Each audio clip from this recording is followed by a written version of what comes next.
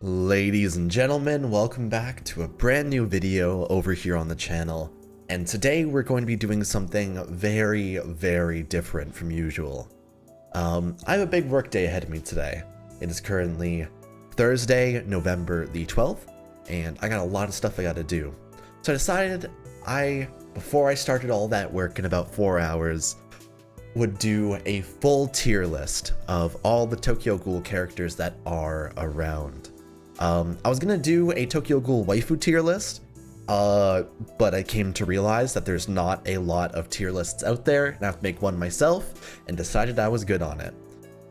But here what we're gonna do, we're just gonna hop on in. We'll start from the beginning, and just move through this and kind of give our reasons as to why each individual character can instantly go into F tier because they're Yomori. But let's go ahead and get right into it. Now, I really do miss Tokyo Ghoul. Tokyo Ghoul has now been over for,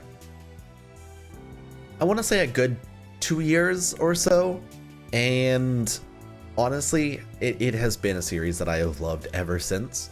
And there are certain characters that I instantly look at and go like, those are the reasons I love this series.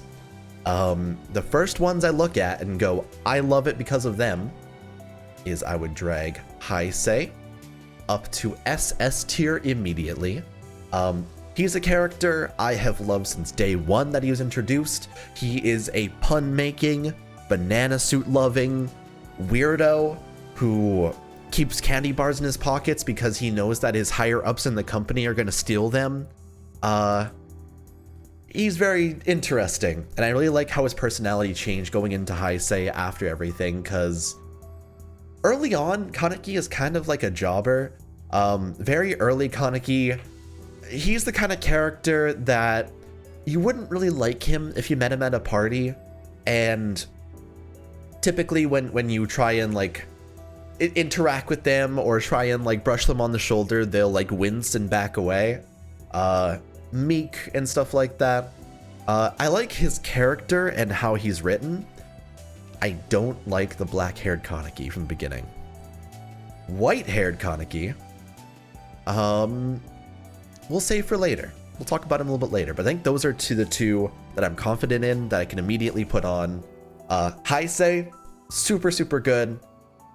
Black-haired Kaneki less so. And let's go ahead and move to Psycho. So Psycho is one of the Quinks that joined inside the beginning of Ri. Which is a very weird introduction. She was introduced as like stealing a ham, I remember. And she didn't really have a Kagune until like very late on when she started to gain more confidence. But through the series, she really starts to prove herself and honestly gets like a hell of a lot stronger, and also like is basically the one to hold together the Quinks at the end because Urie's fucking breaking down over there. Mutsuki went and joined the O guy. Psycho was like the foundation, but her main issue was that she didn't want to like acknowledge the things that were going wrong. She just wanted to like appreciate what she had in front of her. Which I would say it's between S and A. It depends on what S shakes out to be. I feel like S is probably pretty safe. We'll see what goes above or below. Yomo. So Drunkle Yomo is an absolute hero. He's a character that rescues Kaneki several times. He rescues Kaneki from the Ammon fight and gets stabbed in the stomach and still like embraces him. He gets drunk at their wedding, and he's a very cool guy. I really like his Kagune as well. I would say Yomo's like a solid B tier. He doesn't really stand out as a character. Wait, no. He stands out enough. I would say because his final battle with Uta, he actually goes up to A tier. I really like the end fight and the idea of two basically adults reliving their childhoods through their like immature fights, but understanding that it doesn't really mean anything by the end.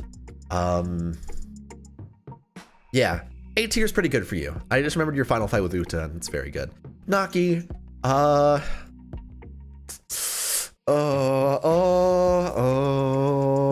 don't know. I've never been a Naki fan. I was introduced to Naki via the anime, and he was introduced as a crybaby that was angry at Kaneki, and then he was taught how to draw. But in the first manga, I like him a lot. Less so in Ri. He just kind of has like 4 different death flags and still lives anyway, and then has a bunch of kids. I'm probably gonna put Naki in E tier. I like him, but he was never a character I wanted to seek out inside Rebirth even. He's not a character I think about very often. A lot of these characters that are in high tiers are ones that I like will just consciously randomly think of. So yeah, Kuro can go in F tier. Cause he didn't die.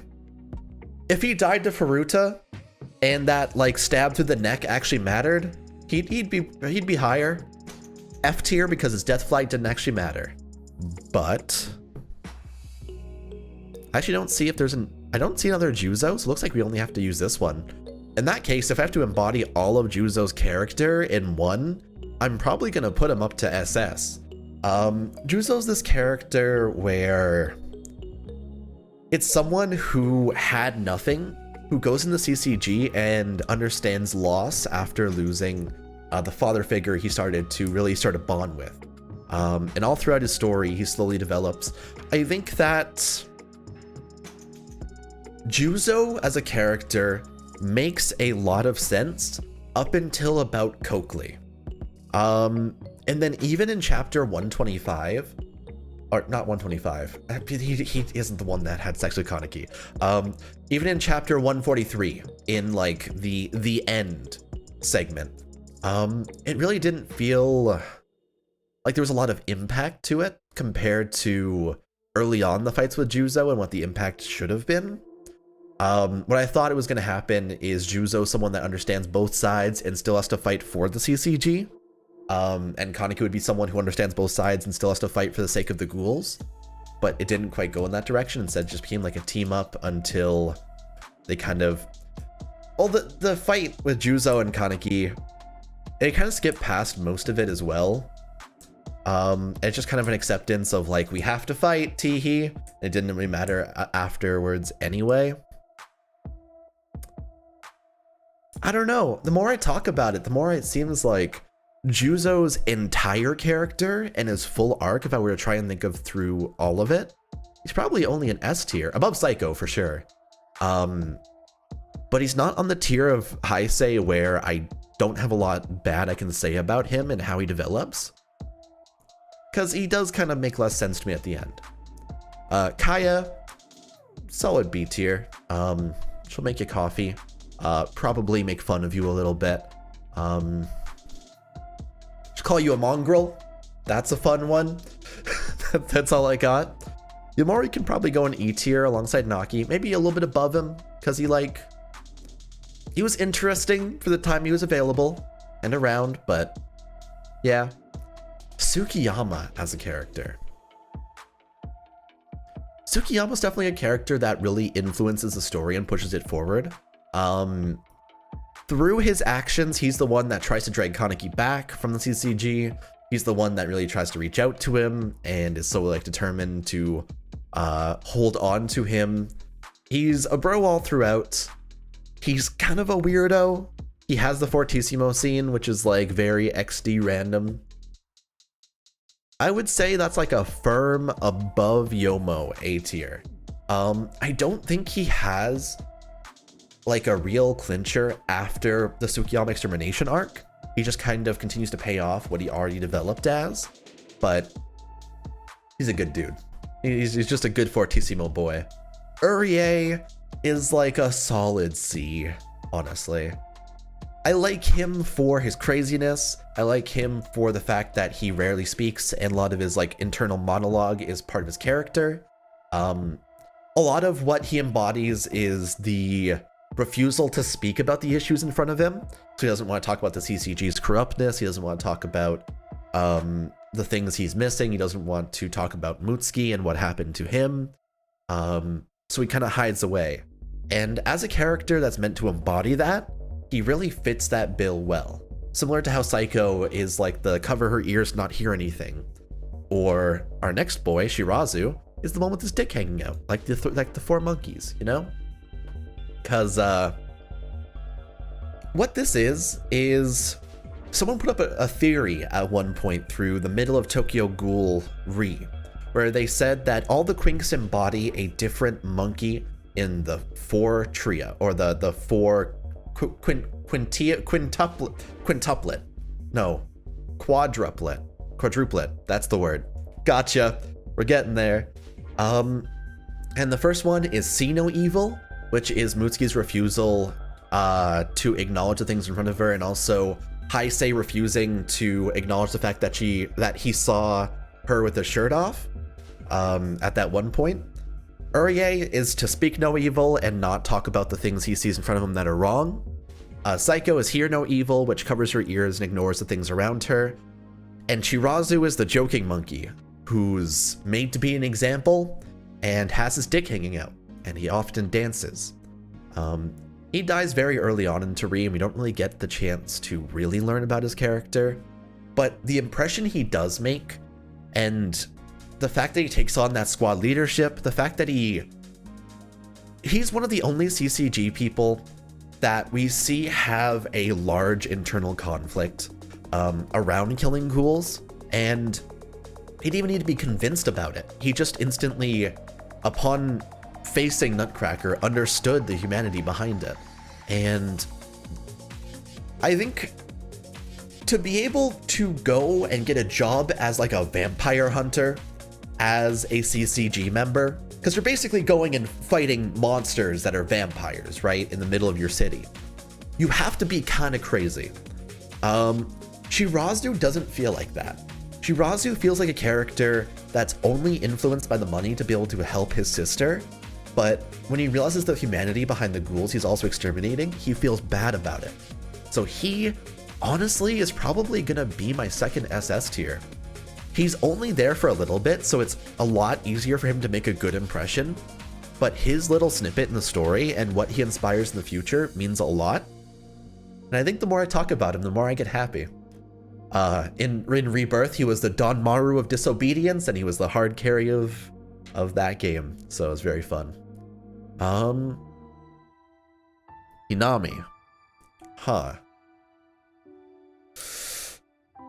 See, it's the first version of Hinami, right? But doesn't have a second Hinami, so I guess I just gotta do her whole character. I like Hinami becoming a character that watched Kaneki work hard and becoming inspired to become a protector. Her story through the original Tokyo Ghoul is one of powerlessness, one that she really struggles to get her feet on the ground because everything around her is so rocky. And in the novels even, there's a little arc where you get it from her point of view of like a raid they're doing on a base. And she talks about how she sees Kaneki working so hard and how he sacrifices himself, and she sees these injuries, and she sees these moments of him like breaking down behind the scenes. And she decides at the end of the series when he disappears that she's going to act on that and become a protector for herself, and instead goes and protects Jaise in the future, and also unfortunately becomes a prisoner. But by the end, she becomes someone who is very accepting. She becomes someone who's able to acknowledge Akira for the mistakes and also acknowledge both sides of it. I would say Hinami's like a solid A tier. Probably even above Tsukiyama, frankly. I think she's a character that could inspire a lot of people. And the act of working hard for someone else's sake is something very honorable.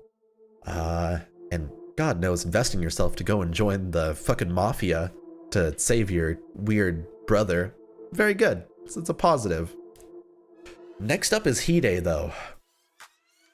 Hide is like a solid B. He's above Kaya. He's a good dude. I like his face mask. I love his broness.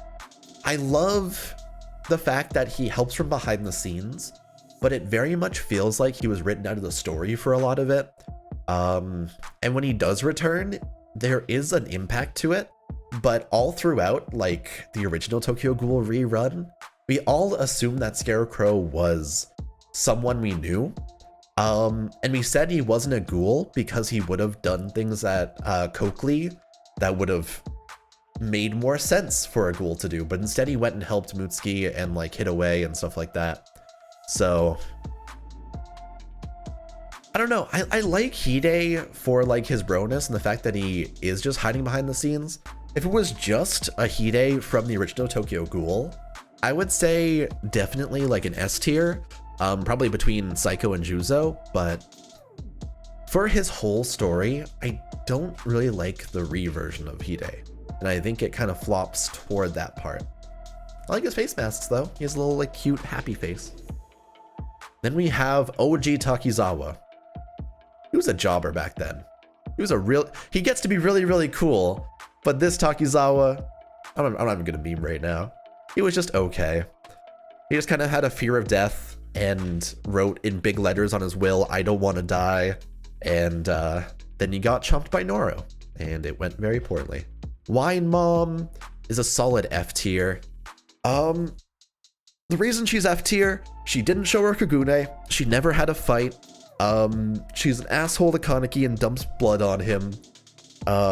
She gives good information sometimes, but out of the trio of Roma, Uta, and her, she is definitely the one that does nothing compared to the other two.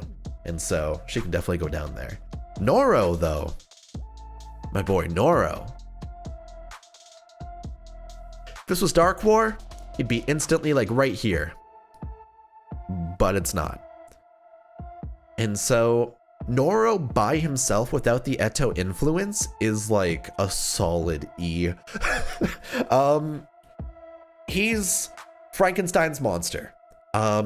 He has no dialogue. He's made to be scary. He's made to invoke fear, and he's made to kill one or more main characters. It happens in shonens all the time.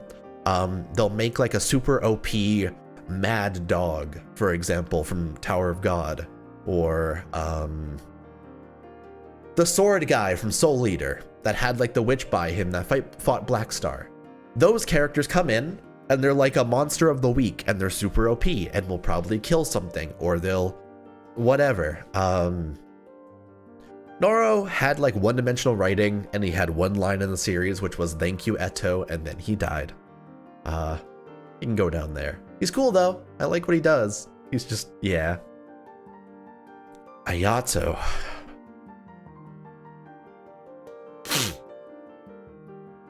I think I can confidently say Ayato is probably above Juzo for me. This is a weird one, I know, but here's what Ayato's character is to me. From the beginning of the series, Ayato joins the Aogiri to be able to go and protect his sister. He knows his sister goes to Enteku, but he goes and splits off because he knows that he is not one of her kind. But when he's in the Aogiri, what he does is he tries to make a promise to Eto to not attack Enteku and to try and watch over them and to try and protect them. And so when the fight happens inside the original Tokyo Ghoul manga of Kaneki versus Ayato when he breaks a half of his bones, he says, "I know your secret." And that secret is that he's trying to protect his sister, and that's why he's working so hard in the first place. And so as this continues, and as this character continues to develop and discovers what being a protector means to him, he begins to meet Hinami and gets influenced by her, starts to understand what that connection between like ghouls and humans can be, because he understands more about Kaneki as well. And eventually he grows to be someone who deeply, deeply respects Kaneki and what he does. He becomes like the ultimate stepbro and like in-law.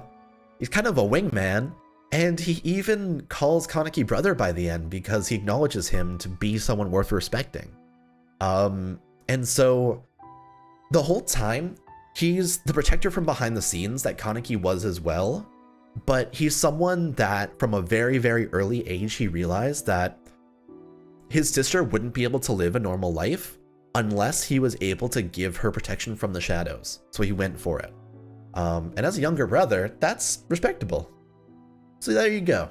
Ayato, you can get a solid S tier. I believe in you. You're a good dude. Good shit. Yeah. Alright. Now, Uta. If this was a Kakuja tier list, you would be in SS.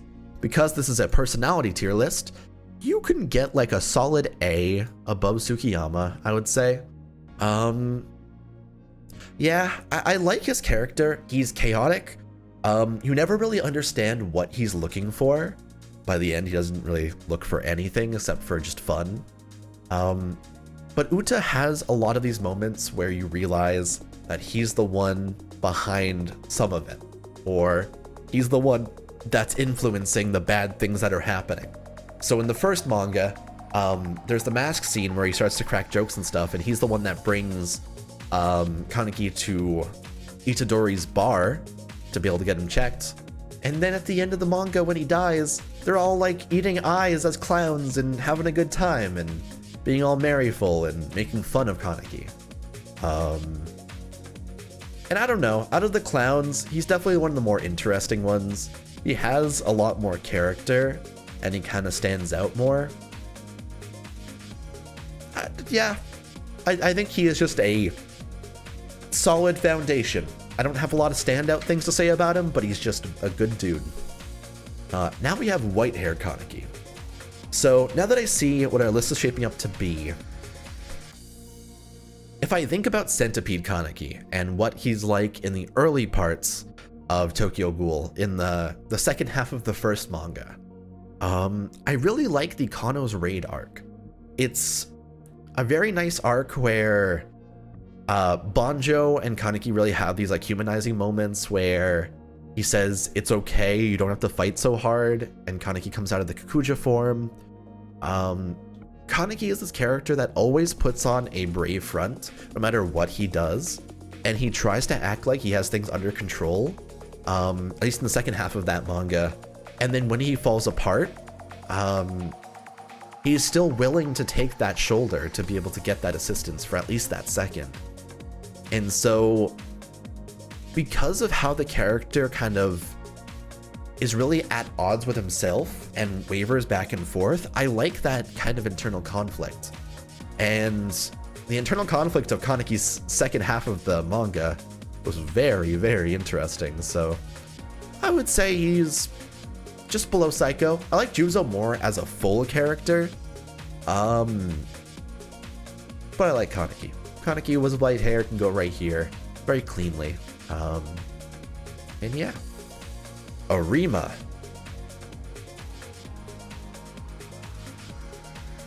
Arima.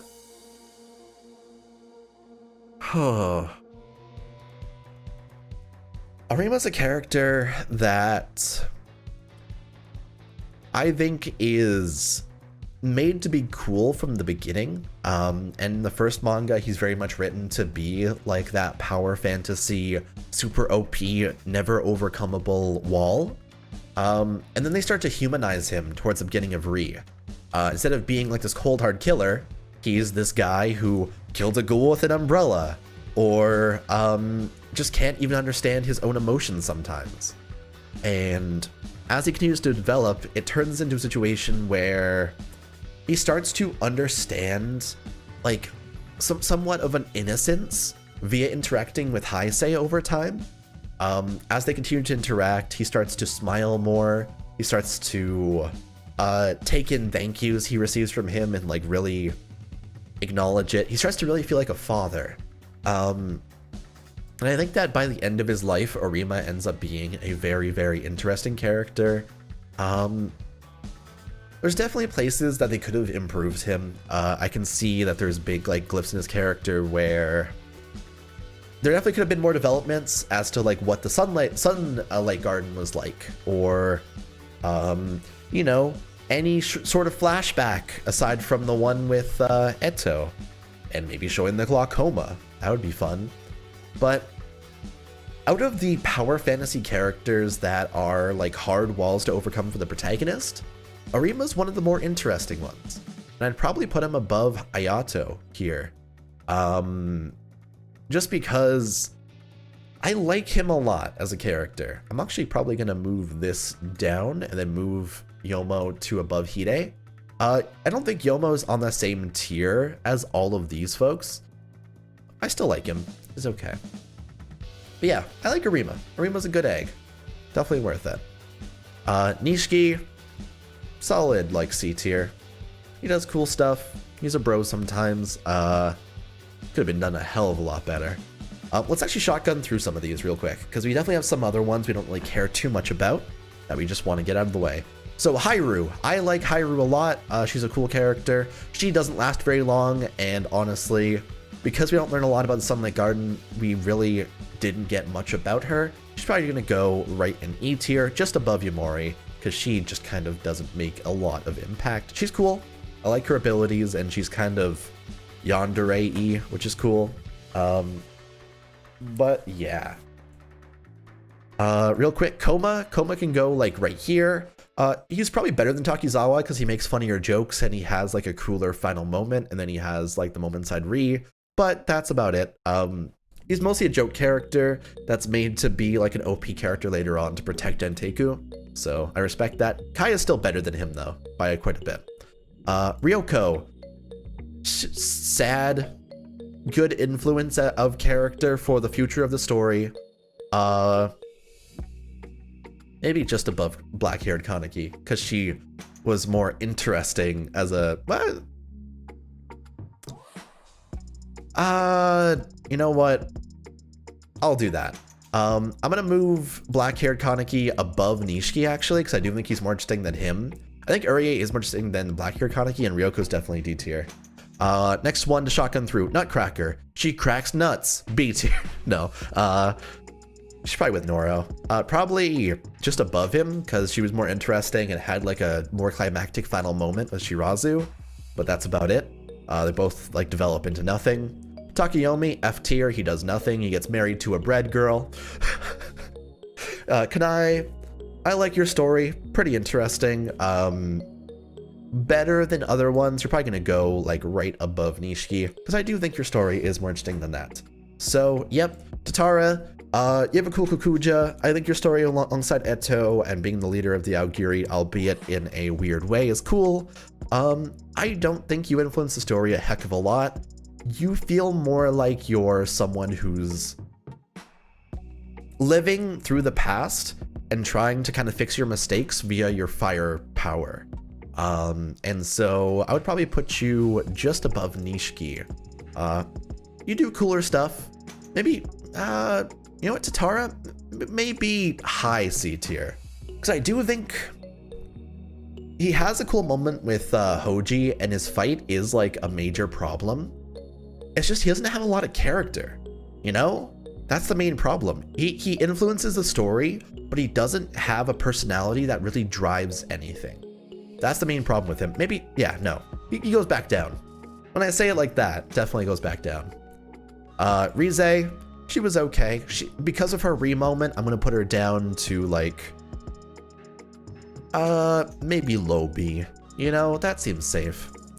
Because I like her early character. She becomes nothing at the end of Ri, but I like the fact that at the end of Tokyo Ghoul, the original, she's still there.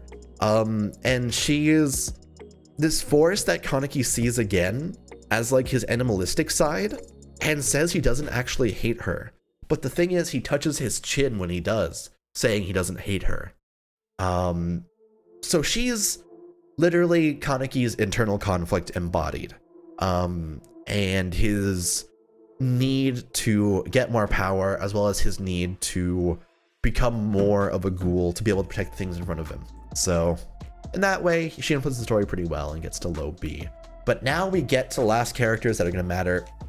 Okay, Motto, fucking high F. That's all you got. He had a wife and kid. That's all you got. But now we get to the real ones. Now we get to like the harder ones. I'm going to go from right to left because I think that Takizawa was going to be one of the more interesting ones here. But Yoshimura Owl, I like Yoshimura because he's someone who is the foundation of the beliefs that ghouls and humans can get along. And he's another one of these roles out of protector where he feels the need to protect everyone underneath his blanket, and so anyone that he acknowledges as worth respecting, he'll like basically die for. And he gives his all to protect Kaneki in those final moments, as well as the place that he made for people to come and calm down, and a place where people can come to a mutual understanding in Anteku. So I would say like low A. He just kind of sits there. He's a good egg. He can stay there. My cat wants in, apparently. Come in.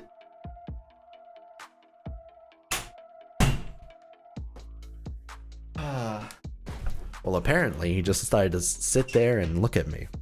We push the door open though. You coming in, buddy? It's alright. If you're gonna come in, come in. Thank you. There we go. This cat will be the death of me one day, I swear. Just so goofy. But let's go ahead and continue. Next up would be Kotaro Ammon. I think Ammon is a cool character. The way he develops is very interesting because he is a character that experiences the human side and then the ghoul side afterwards, and really breaks when he gets to the ghoul side of things, because he seems like he just wasn't ready to understand both sides of the argument for Tokyo Ghoul. Like, the second half, he really starts to break once his Kakuja starts to form.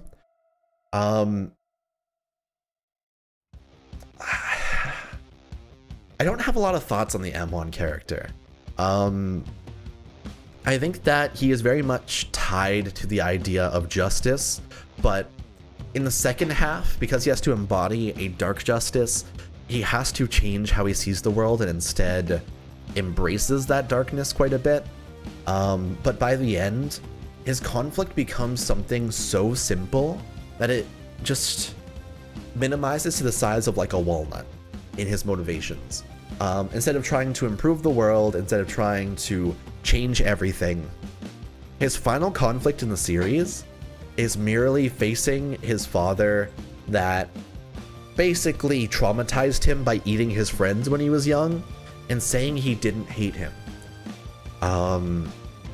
Which, while I do think that the chapter was very powerful toward how we see relationships between a child and a parent, and I think that there's something to be learned about like looking to an abusive parent and acknowledging the fact you still love them despite the fact that they've done bad things to you. But as a character who's meant to embody that, and as a character who's meant to embody the opposite side of the argument from Kaneki, I think he really fails in that way. He's good. I would say he's like a high B tier, but he's definitely not a character I would say is like one of my favorites. It wasn't really something I needed to like seek after as well inside Rebirth, which is funny. Mutsuki, I think you were very interesting until Kokli, and the way you broke didn't make sense, and also was kind of weird, and a little bit like... So the trans story they tried to go through, and like this idea of gender identity, the conflict with it, and Mutsuki trying to understand themselves, it was okay. But once Kokli happened and like there was that break, it really didn't feel like Mutsuki's character was going anywhere. Instead, it felt like it was very easy to make Mutsuki the hateable antagonist beyond that point. And I don't think Mutsuki ever came back from that for me. I like what Mutsuki could have been. I hate what Mutsuki was. And I'm probably gonna put Mutsuki in like E tier alongside Yomori and Nutcracker. Just because... See, this one isn't even like an indifference like a lot of the other ones in the low parts of it is. It's, I liked who you were, and then the way that you developed in the story just shattered my expectations of you in such a poor way, to the point where it wasn't well written and it felt like it didn't come to an end. It just kind of tapered off. So yeah. Akira is a character that faces both sides of the argument of ghouls and humans and how they have to interact, and comes to the answer that they can't coexist, and so starts to really go hard in trying to kill ghouls for the first half of the series. But then towards Ri, when she starts to slow down and understand Jaise more and take on that mothership role, she starts to understand more how both sides are really, see, I don't want to use the word human, but there's humanity to both sides. And so the way that she continues to go, she understands more about Kaneki, and once he leaves, and then once she has to leave herself in Kokli to be able to go and join the ghouls because she was injured, she hugs Hinami and hugs Toka, and they acknowledge the fact that there's a lot of hurt going around.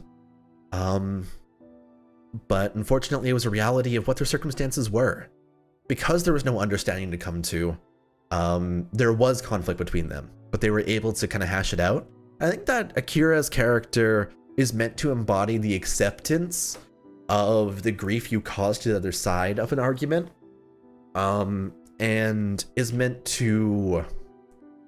So if we take Tokyo Ghoul as a race allegory, Akira is the person who acknowledges the past, who acknowledges the fact that slavery happened, who acknowledges the fact that indigenous land was taken, but works with the individual people to be able to create a message in the future, to make plaques, to be able to get land back and stuff like that. She's the opposite side that really starts to fight for both sides. And so I think as that, I'd probably put her in like high A tier. As a full character, I think I like her better than Ammon, but it's mostly just because her second half of her story made more sense than Ammon's did. I think that's what it is. But yeah, I like her. She's a good egg. Etso, easy SS, above Shirazu, below Jaise. She is the leader of the Aogiri. She is the one who made it for herself. She fights for the sake of her people, but she also has this chaos to her. She's a little bratty little shit who will probably kick your dog, who will make you embrace her as her god, and she's very attractive. So I have a type. And her Kakuja is very good. And if you heard me talk about her in any kind of capacity in the original Tokyo Ghoul Rebirth videos, you'll probably know that sounds about right. Takizawa, make you a deal. I'll move Yoshimura down here. I'll move Takizawa to low S tier. Yeah.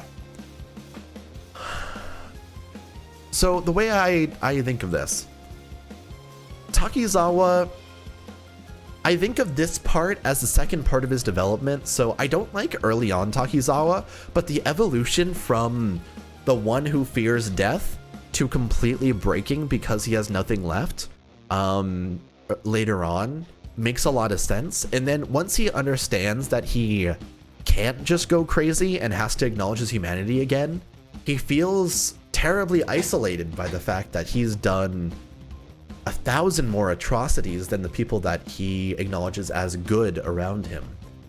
Even Kaneki and like Ammon, he just doesn't see himself as part of their group because he sees himself as an antagonist, as like an evil driving force.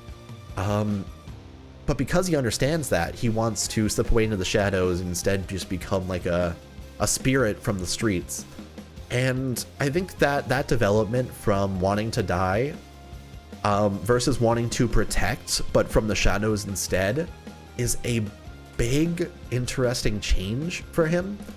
90% of him being an S tier is because I like him, because he's a cool guy. He has a lot of the coolest scenes. His fight against Ammon in the manga of Rize, that never got animated, by the way, with his like knight outfit.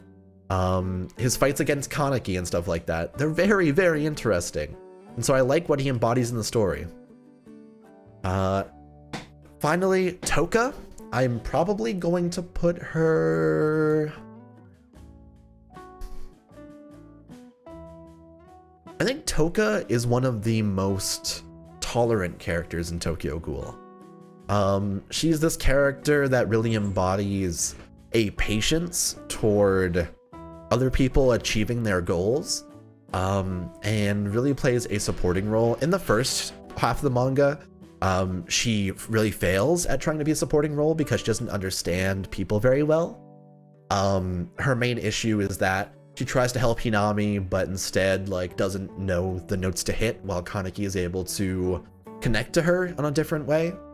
And so Toka instead can only express herself through the fights that she has against like Mono, for example.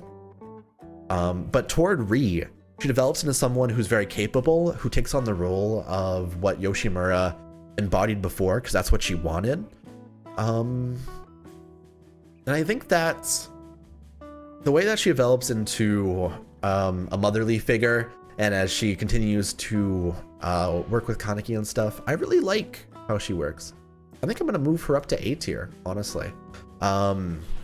Probably, actually, maybe I'll do this. Takizawa in high A, and then Toka in low S.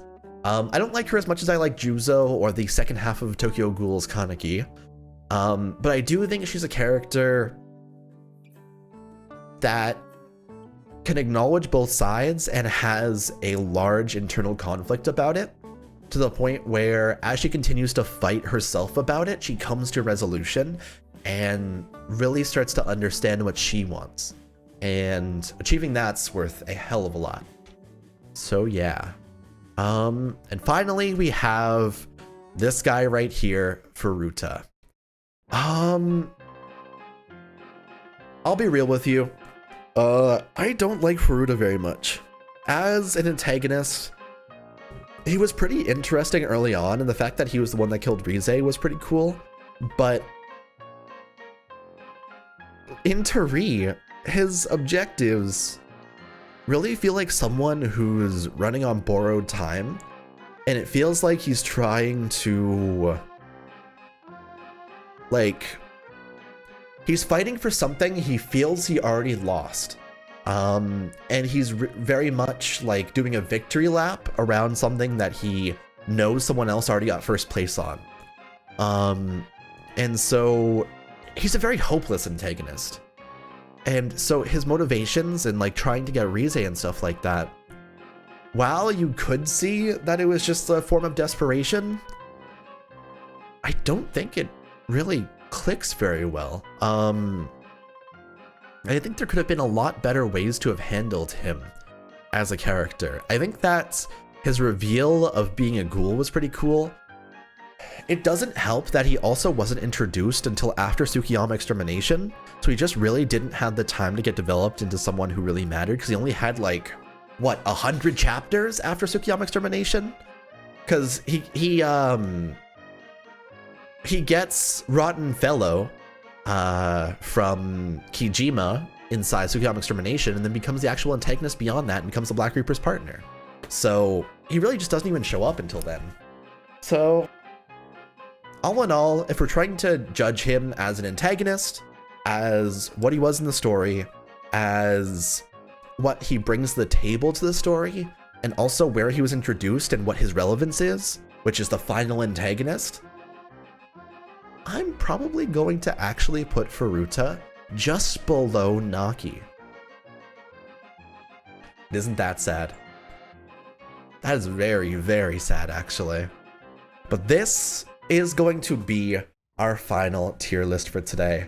So in SS rather, we have Jaise and Toshirazu. all because they have interesting bits of their characters, they're well developed, they have funny little tidbits to them, but also the whole of their character was all very engaging, except for like Eto's final moments, but we don't acknowledge that. And also Eto's hot, so we knew that. In S, we have Arima, Ayato, Juzo, the second half of Tokyo Ghoul's Kaneki, and Toka.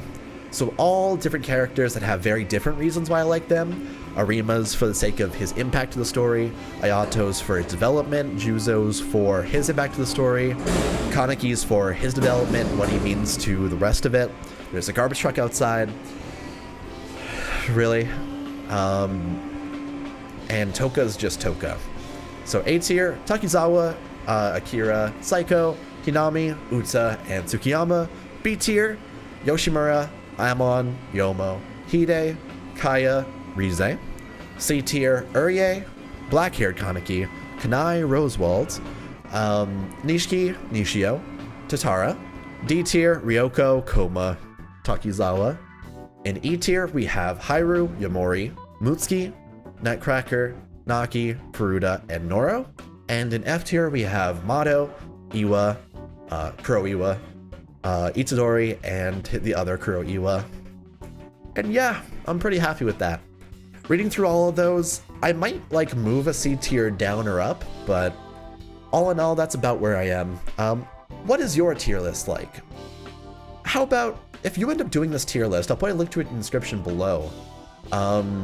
Send me either a link on Twitter or like send me an image of what your tier list looks like over on Twitter at LeaIsChill. And let me know. I'm very curious to see like what characters are especially controversial. I wonder if anyone's gonna have Furuta at like SS tier. I know there's a lot of fans out there that really probably won't respect this, but that's kind of what I was feeling. Either way, that is gonna do it for this episode for today. Thank you so much for watching. I gotta get to work because it is Thursday and Thursday is my big work day. I gotta do the most stuff. So thanks for watching, take it easy, and I'll see you guys on the next one. Bye for now, everybody.